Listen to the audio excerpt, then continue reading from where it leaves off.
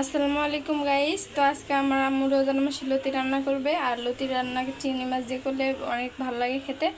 তো আজকে আমরা দেখাবো যে আসসালামু আলাইকুম গাইস। তো আজকে আমরা লতি রান্না করব। এই দেখুন, লতিগুলো আমরা কেটে ধুয়ে নিয়েছি। আর চিংড়ি মাছ দিয়ে লতি রান্না খেতে খুবই মজা লাগে। তো এর জন্য আমরা পানি করে নিয়েছি চুলার উপরে। ঠান্ডা পানি দিয়ে লতি সেদ্ধ করা যায় না, তো গরম পানি ব্যবহার করতে হয় লতি রান্না করতে। এখানে নিয়ে নিয়েছি পেঁয়াজ কুচি, পরে চিংড়ি মাছ, কাঁচামরিচ বাটা, জিরা বাটা আর আদা বাটা। তো গাইস, এখানে আমরা এই কড়াইটা বসিয়ে দিলাম, প্যানটা। তো এর ভিতরে এখন দিয়ে দেব তেল। তো এই যে গাইস, আমরা তেল দিয়ে দিলাম। এখন এর ভিতরে কুচি করে রাখা পেঁয়াজগুলো দিয়ে দিলাম, আরও দিলাম জিরা। এটাকে ভালোভাবে নেড়ে নেব।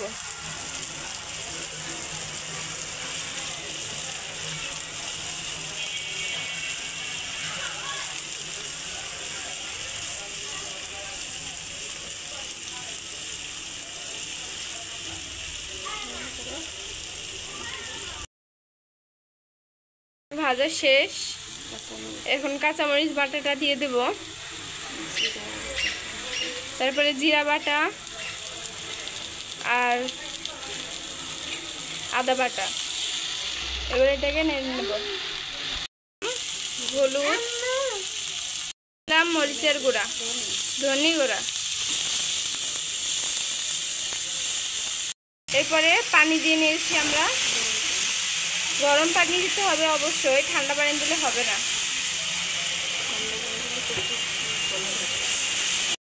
আর ঠান্ডা পানি দিলে লতি গলা ধরে।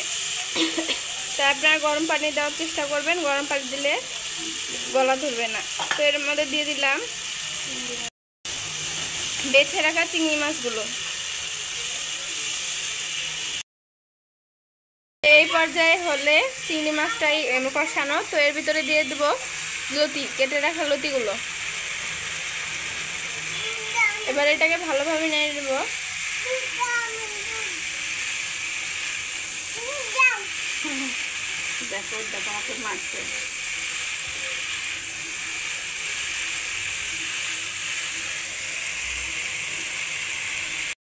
এবার লো টু মিডিয়াম আছে, এটাকে 10 মিনিট ঢেকে রাখবো। আমরা 5 মিনিট পর চলে আসছি। এবার এটাকে একটু নেড়ে দিতে হবে। আর আপনারা অল্প পরিমাণ পানি দেবেন, বেশি পানি দেবেন না, কারণ লতি থেকেই পানি বের হবে। এই দেখুন এখনই কত সুন্দর একটা কালার এসেছে। তো খেতে আরও অনেক মজাদার লাগবে। আপনারা পুরো ভিডিওটি দেখুন, স্কিপ না করে। এখন এর ভিতরে হালকা কুসুম গরম করে রাখা পানি আবার দিয়ে দেব, অল্প, বেশি না, সামান্য পরিমাণে। তো এবার এটাকে নেড়ে নিতে হবে।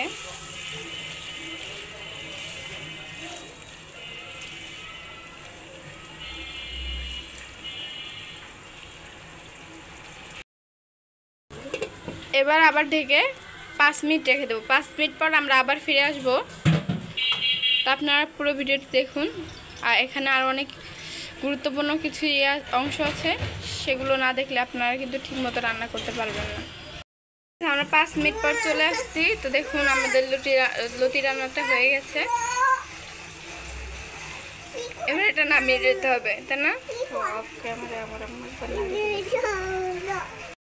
আমরা একবার নেড়ে দিয়েছিলাম, আপনারা 5 মিনিটের মাঝখানে একবার নেড়ে দেবেন। তো গাইস, আজকের ভিডিওটি এই পর্যন্তই। আমাদের ভিডিওগুলো ভালো লাগলে অবশ্যই আমাদের চ্যানেলটি সাবস্ক্রাইব করবেন এবং আমাদের পাশে থাকবেন।